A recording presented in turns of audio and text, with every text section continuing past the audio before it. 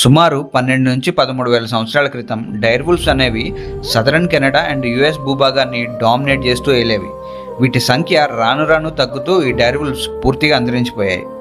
మళ్ళీ 10,000 సంవత్సరాల తర్వాత ఇప్పుడు ఈ డైర్వుల్ఫ్స్ భూమి మీద కాలు పెట్టాయి. అదేంటి, అప్పుడెప్పుడు అంతరించిపోయిన డైర్వుల్ఫ్స్ మళ్ళీ ఇప్పుడు ఎలా తిరిగి వచ్చాయి అనుకుంటున్నారా?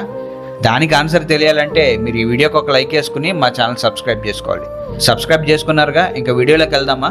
ఈ వీడియోని పూర్తిగా చూసే ప్రయత్నం చేయండి, లేకపోతే అర్థం కాదు.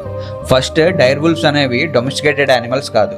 ఇవి ప్రస్తుతం మనం చూస్తున్న వుల్ఫ్స్ కంటే సైజులో పెద్దవిగా చాలా వైల్డ్ నేచర్తో ఉంటాయి. ఒక డైర్వుల్ఫ్ సుమారు 3.5 అడుగుల ఎత్తు, 7 అడుగుల వెడల్పు, 70 కేజీల వరకు బరువు పెరుగుతాయి. ఇవి గుర్రాలు, ఏనుగులు లాంటి పెద్ద పెద్ద జంతువుల్ని గుంపులుగా వేటాడుతూ ఉంటాయి. మీరు గేమ్ ఆఫ్ థ్రోన్స్ సిరీస్ చూసుంటే ఆ సిరీస్లో స్టార్క్ పిల్లలు వీటిని పెంచుకుంటూ ఉంటారు. ఆ సిరీస్లో ఈ డైర్వుల్ఫ్స్కి చాలా మంచి రోల్ ఉంటుంది. ఈవెన్ నేను ఆ సిరీస్ చూసింది కూడా ఈ డైర్వుల్ఫ్స్ వల్లే. ఆ సిరీస్ తర్వాత ఇవి వరల్డ్ వైడ్ ఫేమస్ అయ్యాయి. మళ్ళీ ఇప్పుడు వీటికి ఇంత హైప్ ఎందుకు వచ్చింది అంటే 2024 అక్టోబర్ 1న కొలోసల్ బయోసైన్సెస్ వాళ్ళు అంతరించిపోయిన డైర్వుల్ఫ్స్ని జెనెటిక్ ఇంజనీరింగ్ అనే పద్ధతి ద్వారా డీఎక్స్టెన్షన్ పేరుతో మళ్ళీ పుట్టించారు.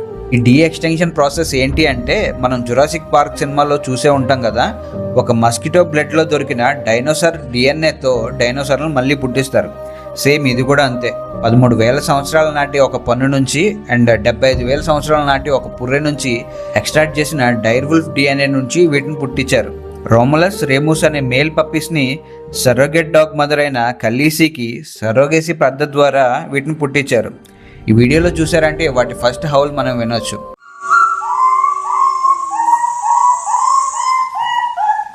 ఇవి ఇప్పుడు 6 నెలల పిల్లలు అయినప్పటికీ ఇవి సుమారు 3 అడుగులు ఎత్తు పెరిగిపోయాయంట. ఈ బయోసైన్సెస్ వల్ల నెక్స్ట్ టార్గెట్ అంటార్టికా ప్రాంతంలో తిరిగే మ్యామోత్స్ని తిరిగి పుట్టించడం. అంత పెద్ద భారీ ఆకారాలు ఈ భూమి మీద తిరుగుతుంటే ఎలా ఉంటుందో ఒకసారి ఊహించుకోండి. అది సరే కానీ వీళ్ళు మ్యామోత్స్ని మళ్ళీ పుట్టించారు. డైనోసార్ల జోలికి వెళ్లకుండా ఉంటే మాత్రం చాలు. ఈ వీడియో మీకు నచ్చింది అనుకుంటున్నాను. నచ్చితే మాత్రం ఒక లైక్ వేసుకుని మా ఛానల్ సబ్స్క్రైబ్ చేసుకోండి.